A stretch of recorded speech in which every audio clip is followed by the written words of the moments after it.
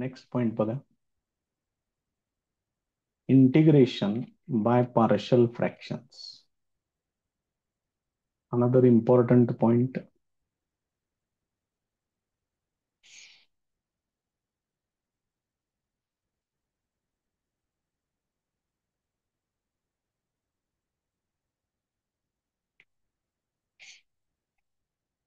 याच्या आधीच होतं ते इंटिग्रेशन बाय पार्ट्स होतं. हे आहे इंटिग्रेशन बाय पार्शल फ्रॅक्शन. याच्यामध्ये त्यांनी बरंच काही काही ते इन्फॉर्मेशन दिलेली आहे. आपल्या दृष्टीने जे महत्वाचं आहे तेवढं बघूया. याच्यामध्ये साधारणपणे त्यांनी 3 वेगवेगळे प्रकार केलेले आहेत.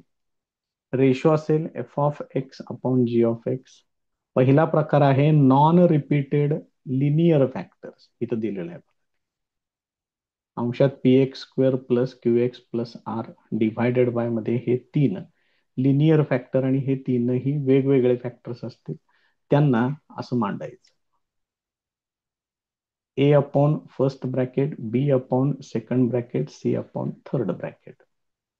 त्याच्यानंतर जर रिपीटेड लिनियर फॅक्टर्स असतील इथे दिले बघा. एक्स मायनस ए चा स्क्वेअर सांगितलाय. बघा कशा पद्धतीनं आहे ते. ही टर्म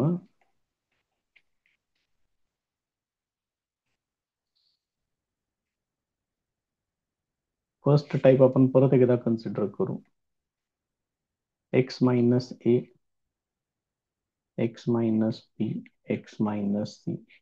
हे जर असं असेल तर याला तुम्ही असं मांडू शकताय. A upon first bracket plus B upon second bracket plus C upon third bracket.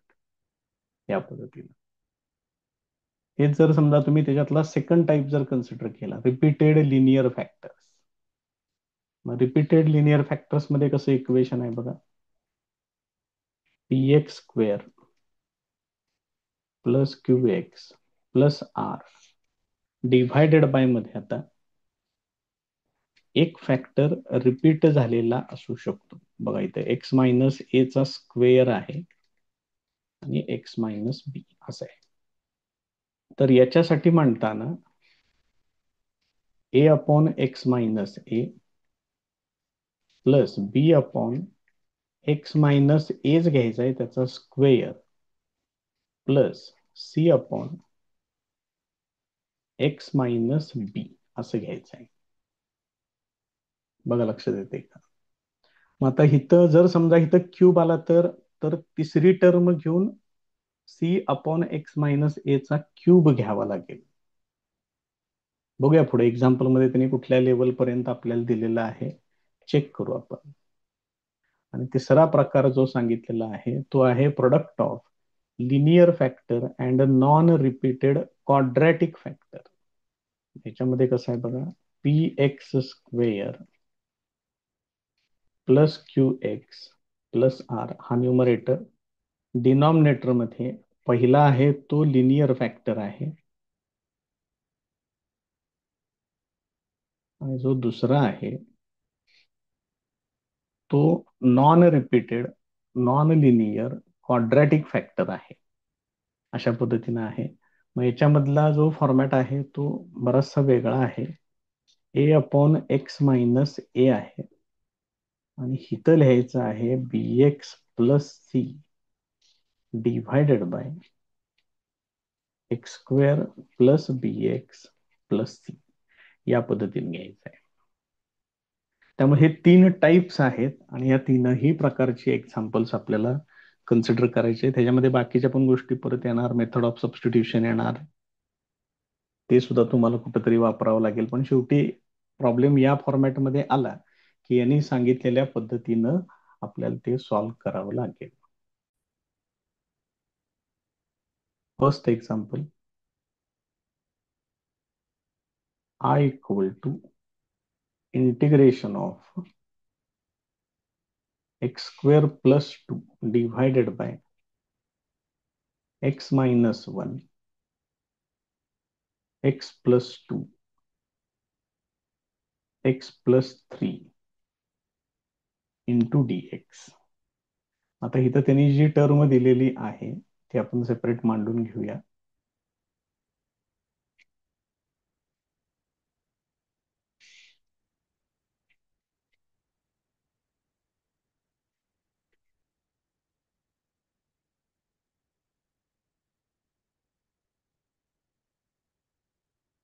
तर याला तुम्ही असं लिहू शकताय, ए अपॉन फर्स्ट ब्रॅकेट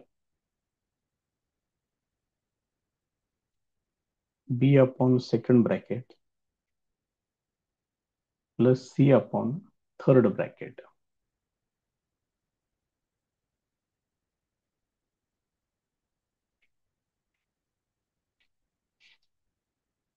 या पद्धतीनं.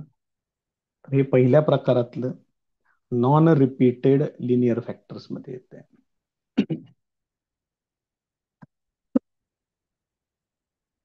मग याला आता आपण सोडवूया, सिम्प्लिफाय करूया. ही डावी बाजू ऍज इट इज. थोडं काम करावं लागेल याच्यात, पण काय त्याला पर्याय नाहीये.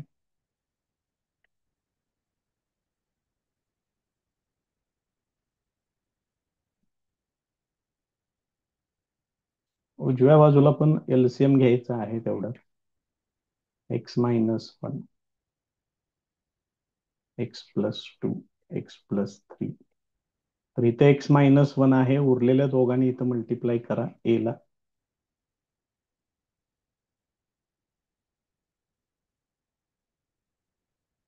Plus B into bracket x+2 आहे, x-1 आणि x+3 यानं मल्टिप्लाय करून घ्या इथं. प्लस सी इंटू ब्रॅकेट या दोघांनी मल्टिप्लाय करा, असेल. मग इकडचा पूर्ण डिनॉमिनेटर आणि इकडचा पूर्ण डिनॉमिनेटर कॅन्सल होईल आणि हे एवढं शिल्लक राहील. हे आपलं आता महत्वाचं इक्वेशन राहील या ठिकाणी. Therefore x² + 2 equal to a into bracket x+2 into x+3 plus b into bracket x-1 into x+3 plus c into bracket x-1 into x+2 हे असेल. आता इथं काय करायचं, जे डिनॉमिनेटर्स आहेत इथं एक एक डिनॉमिनेटर इक्वल टू 0 घ्यायचं. Put x-1 is equal to 0. त्याच्यामुळे x इक्वल टू काय येईल, त्याच्यावरून 1 येणार. मग ही व्हॅल्यू ह्या इक्वेशन मध्ये वापरायची. हे आपलं मेन इक्वेशन तयार होईल. याला इक्वेशन नंबर 1 म्हणतोय. मग याच्यामध्ये या व्हॅल्यूज आपल्याला जर वापरल्या तर बघा बरं, x-1 0 आहे, त्यामुळे हे 0 होणार, हे 0 होणार, याचा काही प्रश्नच नाही. x इक्वल टू 1 बाकीच्या ठिकाणी वापरा. 1 चा स्क्वेअर तो येणार 1. 1+2 equal to a into bracket 1+2 into 1+3. त्याचं सिम्प्लिफिकेशन इथं 3 होणार. a इंटू 3 इंटू 4 याच्यावरून a इक्वल टू, हे 3 ला 3 कॅन्सल होईल, 4 इकडे घ्या, a इक्वल टू 1/4 ही पहिली व्हॅल्यू मिळाली. आता सेकंड व्हॅल्यू साठी दुसरी टर्म काय बघा बरं, x+2 आहे, ते 0 घ्यायचं.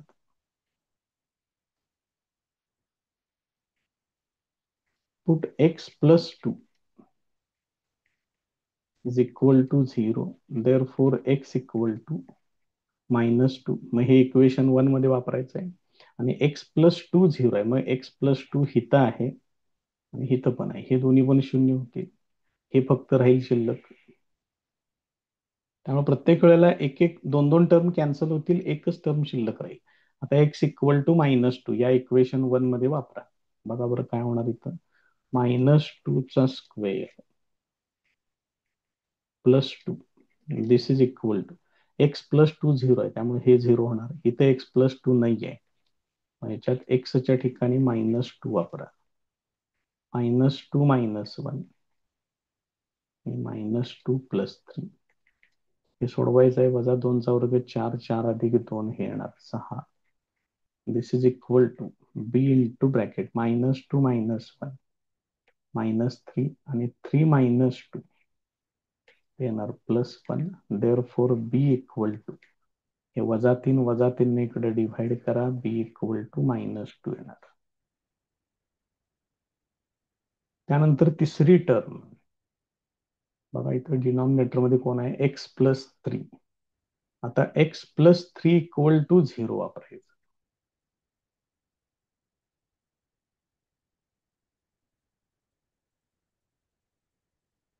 x+3 = 0. मग x+3 कुठं कुठं आहे बघा, या ठिकाणी आहे, हे 0 होणार. या ठिकाणी पण आहे, हे 0 होणार. राहणार फक्त ही LHS आणि ही उजव्या बाजूची C ची टर्म फक्त. त्याच्यामध्ये x ची व्हॅल्यू किती येईल, x -3 येणार. ते त्याच्यामध्ये वापरूया. Therefore, -3 चा square +2, this is equal to C into bracket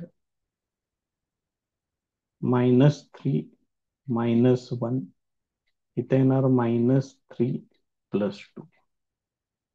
हे टोटल किती होणार, -3 चा स्क्वेअर 9, 9 + 2 ते होणार 11. This is equal to C into bracket -4 आणि हे -1. हे टोटल किती होणार बघा, सोडवून हे मायनस मायनस कॅन्सल होईल. C इक्वल टू येणार 11 डिव्हायडेड बाय 4. ही तिसरी व्हॅल्यू तुम्हाला मिळेल. त्यामुळे ह्या 3 व्हॅल्यू ज्या आहेत त्या पहिल्यांदा बघून घ्या. A = 1/4, B = -2, C = 11/4. ह्या व्हॅल्यूज काढणंच फार महत्वाचं आहे. आता या व्हॅल्यूज घेऊन इथे यायचं. या ठिकाणी मला पाहिजे असलं मी इथे इक्वेशन नंबर A टाकतोय, कारण इथं ऑलरेडी मी 1 लिहिलंय खाली. या ठिकाणी मला ते वापरावं लागेल. या ठिकाणी बघूया त्याचं आता काय काय होते ते. आणि नंतर इथं त्या व्हॅल्यूज वापरून ह्या टर्मसाठी ह्या 3 टर्म्स इंटिग्रेशन मध्ये वापरायचे. बघा प्रोसेस बरीच मोठी आहे. ह्या व्हॅल्यूज काढणं जास्त इम्पॉर्टंट आहे. Therefore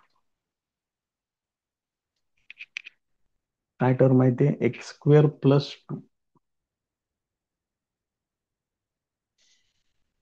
divided by x - 1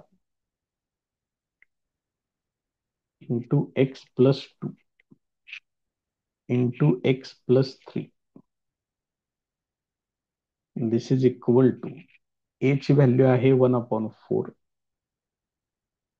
1/4 upon x - 1. B ची व्हॅल्यू आहे -2 डिव्हायडेड बाय x + 2 आणि C ची व्हॅल्यू आहे 11/4 डिव्हायडेड बाय x + 3. असं तयार होईल. मग इंटिग्रेशन मध्ये तुम्हाला हे दिलंय त्यांनी. देअरफॉर I इक्वल टू, आता इंटिग्रेशन मध्ये ही टर्म काढून टाकायची आणि त्या ठिकाणी सगळं हे लिहायचं आहे. 1/4 x - 1 plus -2 upon x + 2 plus 11/4 upon x + 3 into dx. असे आता इंटिग्रेशन सेपरेट करा. कॉन्स्टंट टर्म इंटिग्रेशनच्या बाहेर घ्या. 1/4 into integration of 1/x - 1 into dx. -2 बाहेर घ्या. 1/x + 2 into dx plus 11/4 into integration of 1/x + 3 into dx. आता हे काय सगळे लॉग मध्ये येणार. 1/4 लॉग ऑफ मॉड मध्ये x - 1 -2 लॉग ऑफ मॉड मध्ये x + 2 plus 11/4 log of mod मध्ये x + 3 प्लस c. या पद्धतीनं त्याचं हे फायनल आन्सर येईल.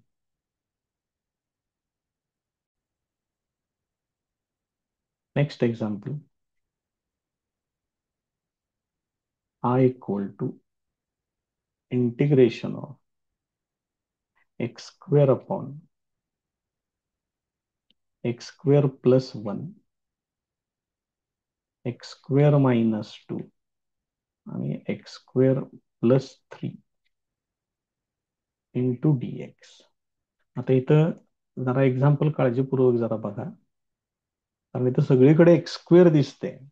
फक्त पार्शल फ्रॅक्शन फाइंड आउट करण्यासाठी काय सांगते बघा, only for finding partial fractions put X square equal to T but outside the integration. इंटिग्रेशनच्या आतमध्ये X square equal to T substitute करायचं नाही. मी इथं तसं वाक्य लिहितो इथं, फॉर फाइंडिंग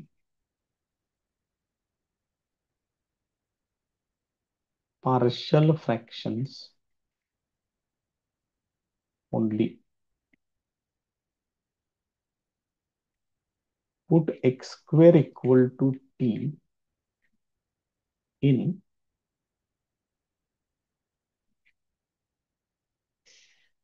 ही जी टर्म त्यांनी दिलेली आहे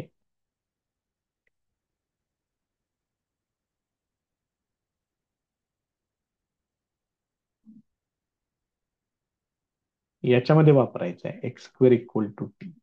मग हे किती होणार, T divided by T plus one upon T minus two आणि टी प्लस थ्री. लक्षात ठेवा, इंटिग्रेशनच्या आतमध्ये सबस्टिट्यूशन करायचं नाहीये. हे बाहेरच्या बाहेरच पार्शल फ्रॅक्शन काढून घ्यायचे आणि परत बाहेरच हे आहे असं सबस्टिट्यूट करायचं आणि मग इंटिग्रेशन मध्ये जायचं. कारण X square equal to T जर ह्याच्यामध्ये वापरलं तर एक्स स्क्वेअरची डेरिव्हेटिव्ह काय येणार, two X into D X. इथं वरती सेपरेट एक्स अवेलेबल नाही, त्यामुळे अशी पण उदाहरणं येणार याच्यात, हे लक्षात ठेवा. त्यावेळेला आपल्याला कळायला पाहिजे की इंटिग्रेशन मध्ये वापरायचं आहे की बाहेरच्या बाहेर वापरून फक्त पार्शल फ्रॅक्शन फाइंड आउट करायचे. आता ही टर्म मी इथं लिहून घेतोय. आता याचे पार्शल फ्रॅक्शन्स आपण फाइंड आउट करूया. T upon T plus one, T minus two, T plus three, this is equal to A upon first term plus B upon second term plus C upon third term. या पद्धतीने त्याचा पूर्ण लसावी T plus one, T minus two, T plus three. तर हे ह्या T minus two T plus three ने इकडे मल्टिप्लाय करा.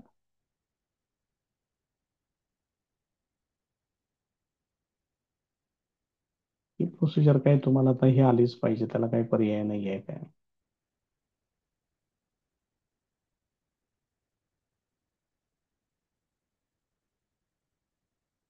T plus one into T minus to येणार आहेत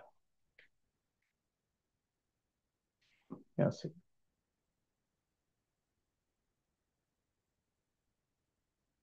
आता इथं काय होणार, इथं अशी परिस्थिती होईल की हा पूर्ण इकडचा छेद total,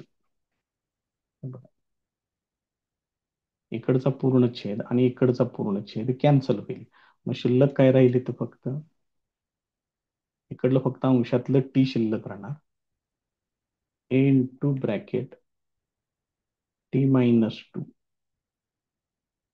into T plus three plus B into bracket T plus one into T plus three plus C into bracket T plus one into T minus two असं येणार. मी ह्याला इक्वेशन नंबर वन लिहितोय आणि याला इक्वेशन नंबर टू लिहितोय.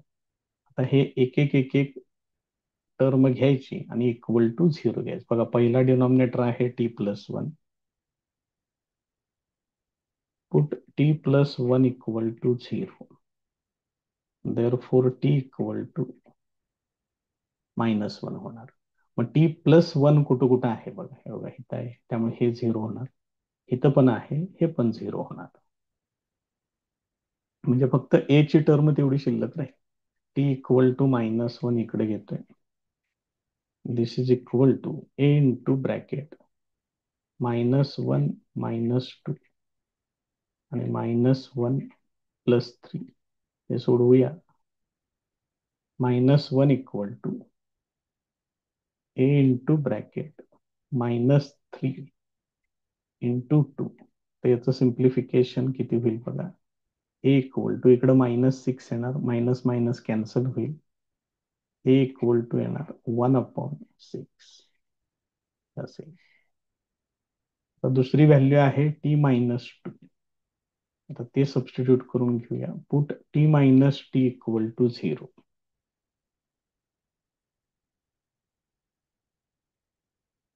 त्यामुळे t equal to 2 येणार. आता t-2 कुठं कुठं आहे बघा. हे 0 होणार, हे पण 0 होणार. राहिलं फक्त बी. बी ची टर्म फक्त तेवढी शिल्लक राहील. therefore 2 equal to B into bracket टीच्या ठिकाणी 2 वापरायचा आहे. 2 + 1 into 2 + 3. This is equal to therefore 2 equal to B into bracket 3 into 5 होणार. म्हणजेच बी इक्वल टू 5 त्रिक 15, 15 इकडे डिव्हाइड करा, 2/15 हे असेल. बघा लक्षात येते का. आता तिसरी टर्म, त्याच्यासाठी परत एकदा या इक्वेशन कडे यायचं आहे. आता वापरायचं आहे t+3 इक्वल टू 0.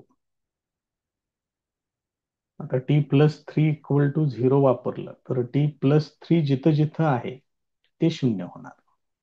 बघा put t+3 is equal to 0. म्हणजे टी ची व्हॅल्यू किती घ्यायची आता, -3. इक्वेशन 2 मधलं t+3 हिता आहे, t+3 हिता आहे, हे दोन्ही पण 0 होतील. सी ची टर्म तेवढी फक्त शिल्लक राहील. therefore -3 equal to C into bracket -3 + 1 into -3 -2. therefore -3 equal to C into bracket -2 -5. तर हे सोडवा. हे 10 येणार इथं आणि इथं -3 आहे. त्यामुळे सी इक्वल टू -3/10 अशी व्हॅल्यू मिळेल. हे तुमचं ए बी सी या तीनही टर्म तयार झालेल्या आहेत. आणि या तिन्ही टर्म घेऊन आता परत इथं इक्वेशन 1 मध्ये यायचं या ठिकाणी. आणि एकदा हे लिहिलं की परत त्याच्यात टीच्या ठिकाणी x² वापरायचं आणि मग नंतर ते इंटिग्रेशन मध्ये घेऊन जायचं. त्यामुळे प्रोसिजर बरीच मोठी प्रोसेस तयार होते. त्याला आता काही पर्याय नाही, मेथडच आहे तशी, तर काय करणार कोणतरी. therefore t/, टर्म्स काय आहेत बघा, t+1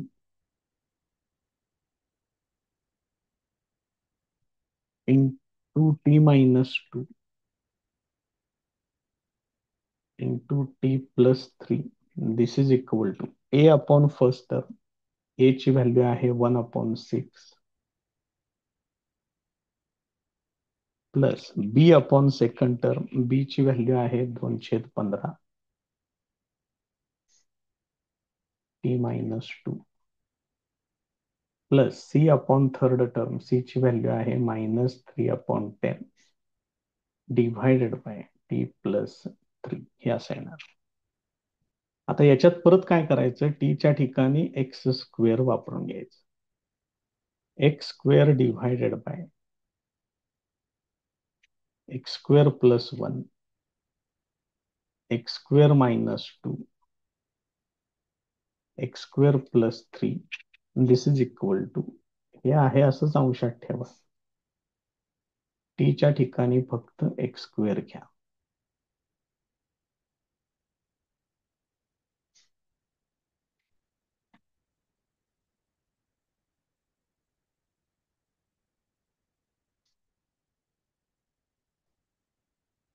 हे असेल. आणि इंटिग्रेशन मध्ये आता याच्या ठिकाणी हे सगळं लिहायचं. देअरफॉर आय इक्वल टू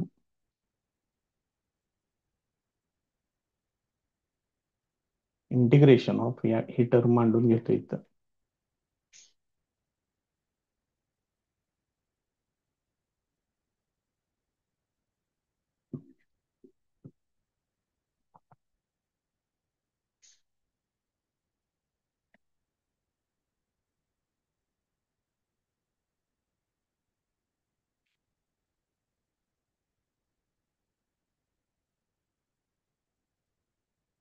हे असेल.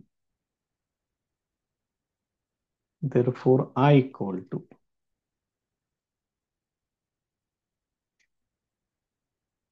इंटिग्रेशन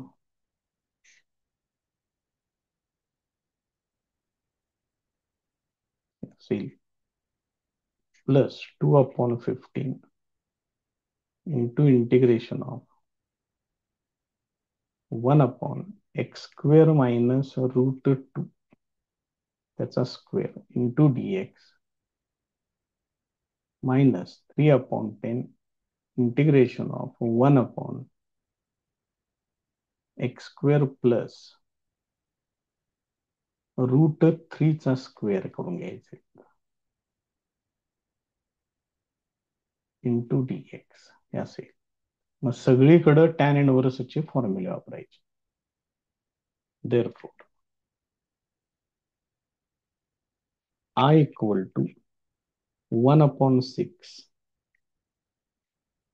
तर इथं 1च आहे त्यामुळे direct tan inverse of X एवढंच येईल फक्त.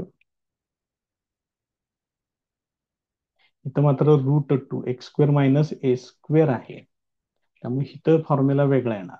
इथं येणार लॉगचा फॉर्म्युला येणार. मग इथं 2/15 इंटू 1/2a, a ची व्हॅल्यू आहे √2 हे असं येणार इंटू लॉग ऑफ मॉड मध्ये अंशात x minus a divided by मध्ये x plus √2x plus a असं येणार. त्याच्या पुढं -3/10 आहे असं कॉन्स्टंट. हा परत टॅन इनव्हर्सचा फॉर्म्युला आहे. याच्यामध्ये परत एकदा 1/a येणार इथं into tan inverse of x/a plus c हे असेल. त्याच्यामध्ये किरकोळ सिम्प्लिफिकेशन जिथं जिथं शक्य आहे तेवढं करा. मग तुम्ही त्याचं फायनल आन्सर देऊ शकताय. I equal to first term मध्ये काही सिम्प्लिफिकेशन नाही, हे आहे असेल. ह्या इथं तेवढं 2 कॅन्सल होईल plus 1/15 √2 log of x minus √2 divided bye x plus √2. इथं एक √3 कॅन्सल होईल आणि इथं अंशामध्ये √3 येणार. मग हे पुढे होईल minus √3/10 tan inverse of x/√3 आणि प्लस c हे त्याचं फायनल आन्सर आहे. त्यामुळे एक्झाम्पल बरीच मोठी होतात ह्याच्यामध्ये, लक्षात ठेवा. त्यामुळे ह्याच्यातला जो सोपा फॉर्मॅट असेल तोच परीक्षेमध्ये बसू शकतोय. एवढी मोठी उदाहरणं 4 मार्काच्या सुद्धा पुढे जातात, हे लक्षात ठेवा.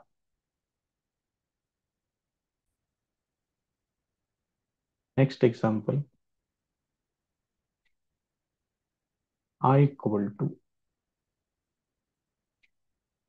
इंटिग्रेशन ऑफ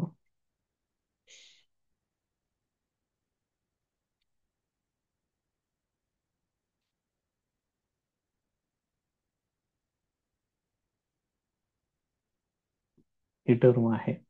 आता इथं छेदामध्ये काही त्यांनी फॅक्टर्स काही दिलेले नाही आहेत. मग फॅक्टर्स आपल्यालाच तयार करावे लागतील याच्यामध्ये. मग ही जी टर्म आहे 6x² plus 13x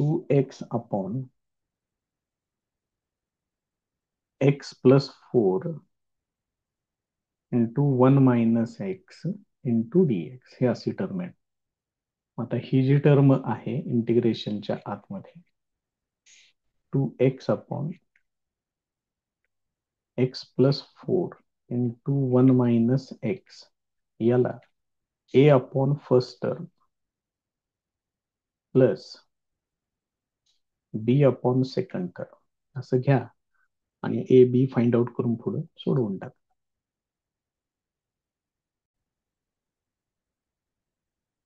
next example, I equal to integration of x square plus x minus 1 divided by x square plus x minus 6 into dx. मग इथं बऱ्यापैकी टर्म अंशात आणि छेदामध्ये सेमच आहेत, तर छेद अंशात ऍडजस्ट करून घेतोय मी इथं x square plus x minus 6 direct असंच लिहितोय. -1 येण्यासाठी पुढं +5 लिहायचं म्हणजे -1 येते. त्याच ऍडजस्ट केलेले आहेत टर्म इथं या पद्धतीनं. मग यानं सेपरेट डिव्हाइड करून घ्या.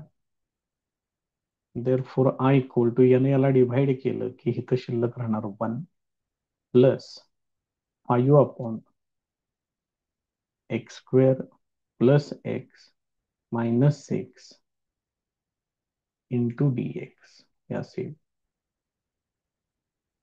Therefore, this is equal to integration of 1 into dx plus इथं 5 बाहेर घेतोय 1 अपॉन याचे फॅक्टर्स किंवा एक्स प्लस -6 आहे. -6 म्हणजे 6चे फॅक्टर येणार 3 आणि 2. मिडल टर्म प्लस आहे त्यामुळे +3 आणि -2 म्हणजेच हे काय येईल एक्स प्लस 3 आणि एक्स मायनस 2 इंटू dx. इथं एक्स आहे असंच येणार +5. हे 2 मिनिटं मी तसंच ठेवतो याला.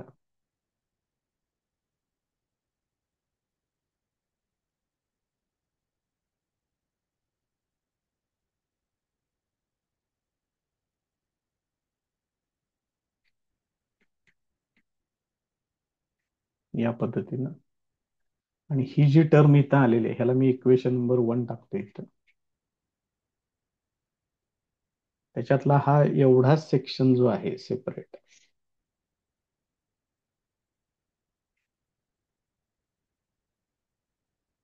ही टर्म तेवढी फक्त या अशी पार्शल फ्रॅक्शनच्या फॉर्मॅटमध्ये मांडून घ्या.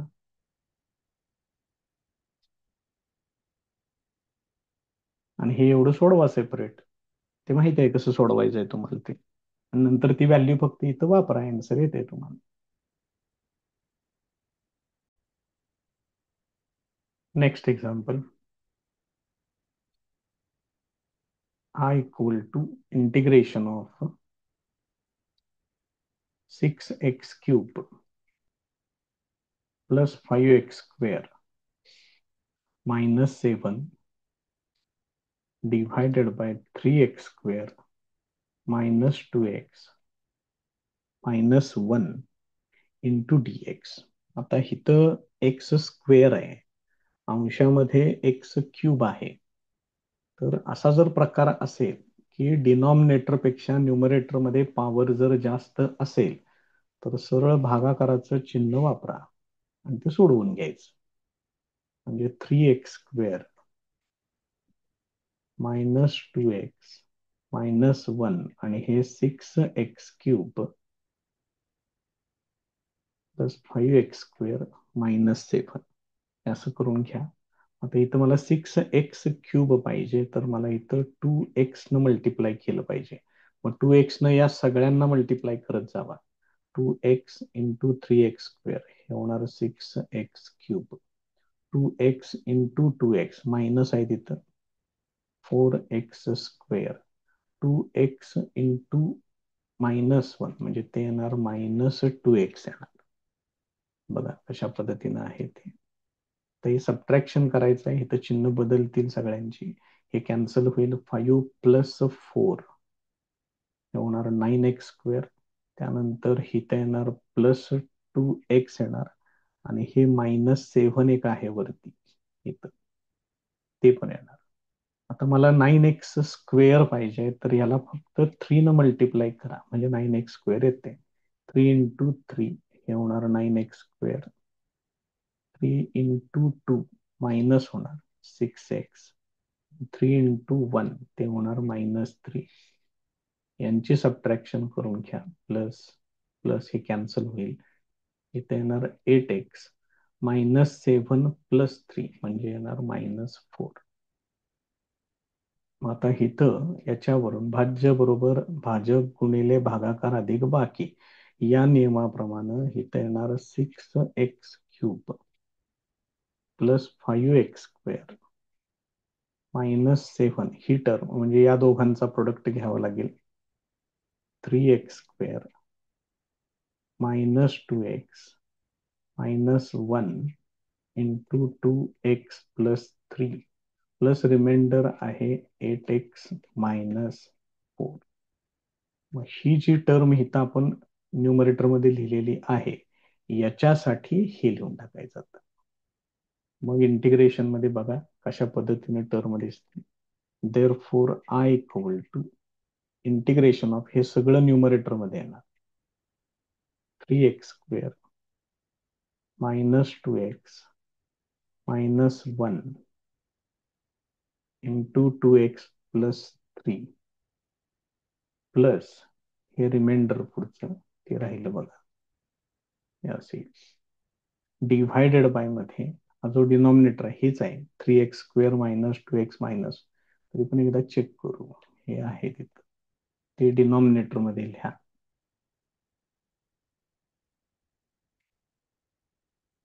त्यामुळे याच्यामध्ये स्टेप्स आणखीन वाढतच चाललेत. लक्षात घ्या, आधीच प्रॉब्लेम बराच मोठा होतोय.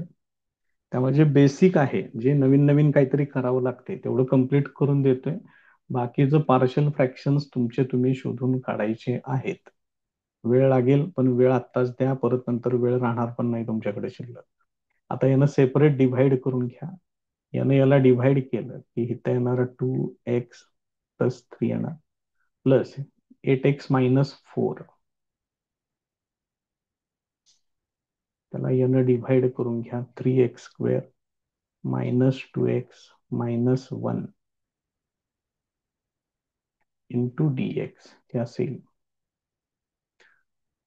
आता याच्यामध्ये हे जे पहिल्या 2 टर्म आहेत त्यांचं वेगळं इंटिग्रेशन निघेल. तोपर्यंत ह्याचे फॅक्टर्स आपण बघूया काय होत आहेत ते. मग सगळंच एकत्र याच्यामध्ये मांडून घेऊया. 3x² -2x -1 = म्हणजे -3 चे फॅक्टर्स पाहिजेत मला. मग 3 आणि 1च येणार. -3 आणि +1 म्हणजे -2 येते इथं. मग 3x² -3x +x -1 याच्यातून 3x कॉमन घ्या. x -1 याच्यातून +1 कॉमन घ्या. इथे x -1 येणार.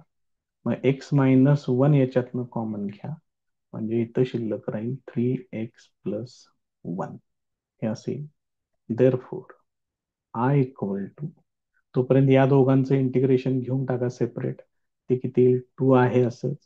एक्सचं इंटिग्रेशन येणार x²/2 प्लस 3चं इंटिग्रेशन येणार 3x प्लस आता याचं इंटिग्रेशन. या इंटिग्रेशन मध्ये इथं 8x -4 तसंच ठेवा.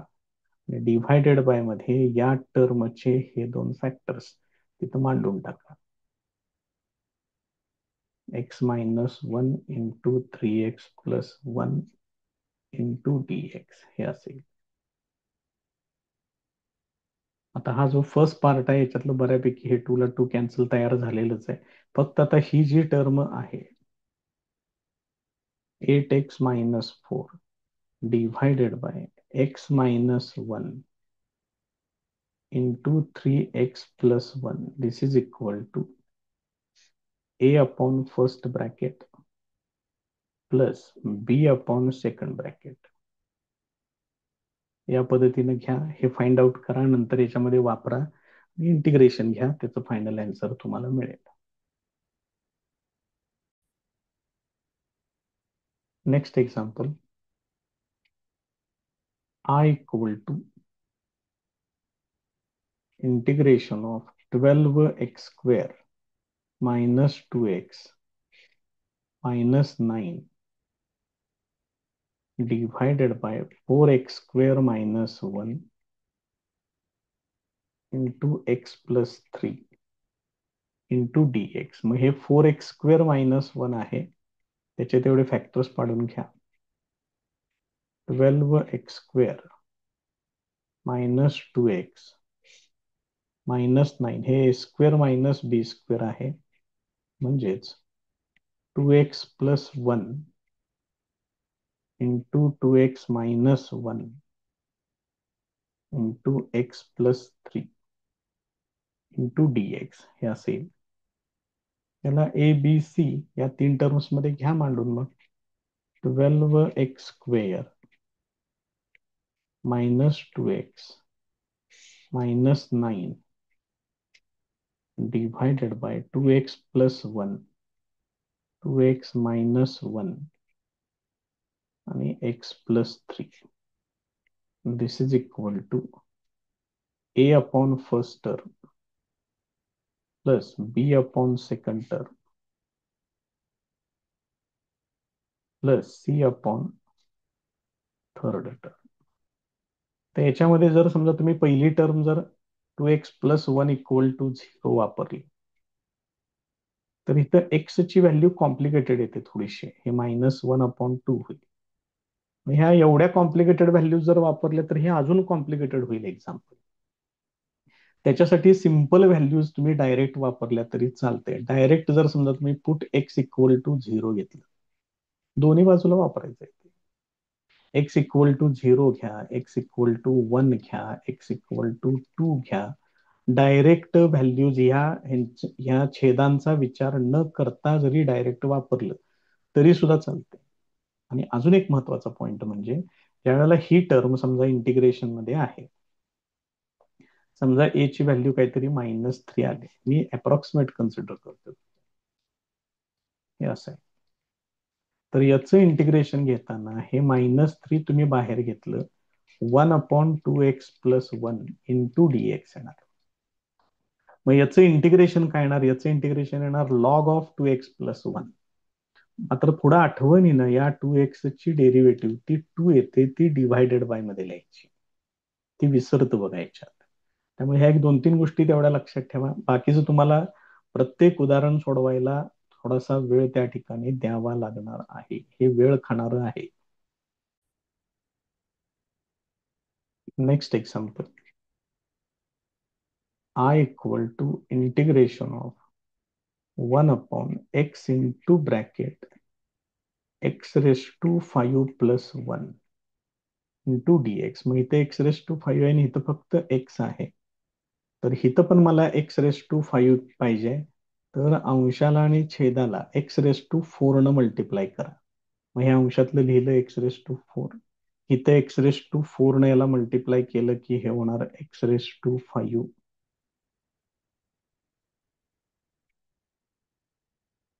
इंटू dx या पद्धतीनं. आता बघा, इथं x raised to 5 आहे, इथं x raised to 5 आहे, इथं x raised to 4 आहे. आता इथं तुम्ही डायरेक्ट सबस्टिट्यूशन करू शकताय. Put x raised to 5 is equal to t differentiating with respect to t.